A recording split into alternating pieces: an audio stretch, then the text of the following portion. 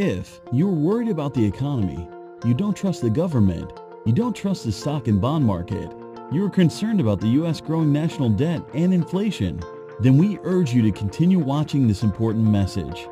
The U.S. has a credit card with a $17+ trillion balance. Every day we pay $74 million to China alone, just to pay the interest we owe them. And they only represent 12% of our national debt. Just like when you make the minimum payment on your own credit card, wouldn't it be nice if you could print money to make your own credit card payments? That's essentially what the U.S. government does, print more money. But unfortunately, every time they print money, your dollars become less valuable. And that is why the U.S. dollar is destined to fail. According to a recent report from the National Inflation Association, within a decade, a loaf of wheat bread may cost $23 in a grocery store. A 32-ounce package of sugar might run $62. A 64-ounce container of Minute Maid orange juice, meanwhile, would set you back $45.71. September 2010, National Inflation Association. In 5 to 10 years, when each of your dollars is worth 10 cents, what are you going to do? Do you have a plan? Remember when Benjamin Franklin once said, "If you fail to plan, you're planning to fail."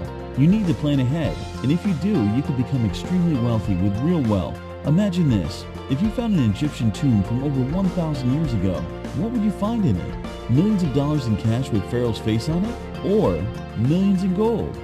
Gold was considered divine and had a great significance to pharaohs over 5,000 years ago. Egyptians are deemed one of the most advanced civilizations to ever walk the earth. If you found an Egyptian tomb today, it would be filled with gold, not paper money. And here's an interesting fact. During the 7 days of creation, the word good is used 7 times as God creates different parts of the world and expresses profound satisfaction at how they came out. Amazingly, the 8th appearance of the word good is applied to nothing other than, you guessed it, gold. Right there in the very beginning, only 43 verses into the Holy Bible, gold is described as good by God Himself. Genesis 2:12, King James Version. Gold has worked as a reliable monetary system, all the way from ancient Egypt to Rome, and even up to 1971 in the United States. In ancient Rome, an ounce of gold would buy you a suit of armor. In the 1900s, it would buy you a gentleman's suit. Today, an ounce of gold will still buy you a fine designer suit. Depending on the designer, you may be able to buy up to 3.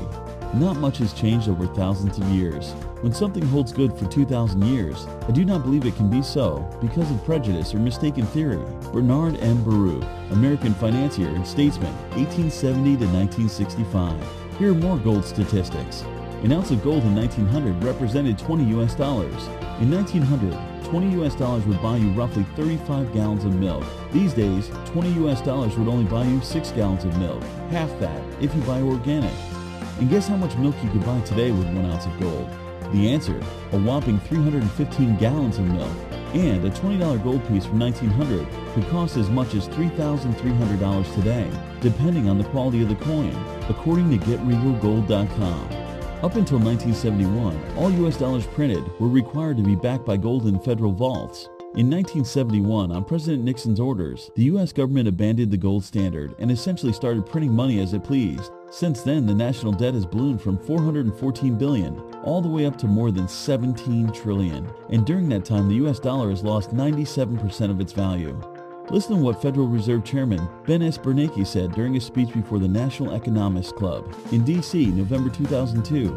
U.S. dollars have value only to the extent that they are strictly limited in supply, but the U.S. government has a technology called a printing press, or today its electronic equivalent, that allows it to produce as many U.S. dollars as it wishes, essentially at no cost. Ben Bernanke, November 2002 Federal Reserve Chairman. If you put $10,000 into gold in 2002, it would be worth nearly $40,000 today. That's a 400% return on investment. In 2009, for the first time in over 30 years, central banks started to purchase gold for their holdings. They see the writing on the wall.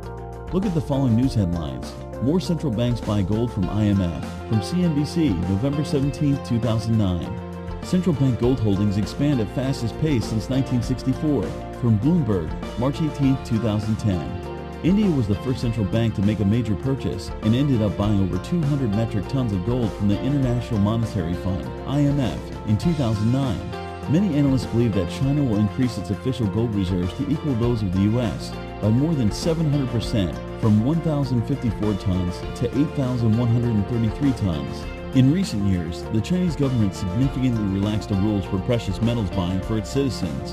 The explicit urging by the Chinese government itself for people to load up on bullion clearly implies the expectation of a strong future for the precious metals. With a population greater than 20% of the world's total and an abundance of savings, this could easily become a self-fulfilling prophecy, especially given the tiny size of the precious metals market relative to many other commodities. Some of the world's largest institutions have been busy stocking up on gold too. Goldman Sachs, JP Morgan, and Morgan Stanley, just to name a few. Also, many of the largest investors in the world are pouring billions of dollars into their gold holdings. These include George Soros, John Paulson, Thomas Kaplan, Jim Rogers, David Einhorn, Seth Klarman. Here are quotes from David Einhorn, the billionaire hedge fund manager. Gold is the money of choice, and we would like to have a meaningful amount of our assets denominated in gold. It's the biggest position in the fund. It's the one kind of money Bernanke can't print more of. The price of gold hit $2,400 based on monetary expansion, and as high as $4,000 per ounce based on a projected overshoot. End of quote. Since the year 2000, gold has outperformed the Dow Jones, S&P 500, NASDAQ, mutual funds, real estate, and virtually every paper asset from currencies to subprime mortgage bonds. Gold is one of the only assets that cannot be created. It has to be mined from the earth and then minted. It's incredibly rare. It is estimated that all the gold that has ever been mined since the beginning of history, if melted down and refined to 0.9999 purity, would just be enough to fill 3 Olympic swimming pools. So the real question is, when it all falls apart and your paper dollars become virtually worthless, will you be ready? Will you own gold? Click below or visit regalassetsfreekit.com and add your information to receive a special kit on how to protect yourself from financial collapse.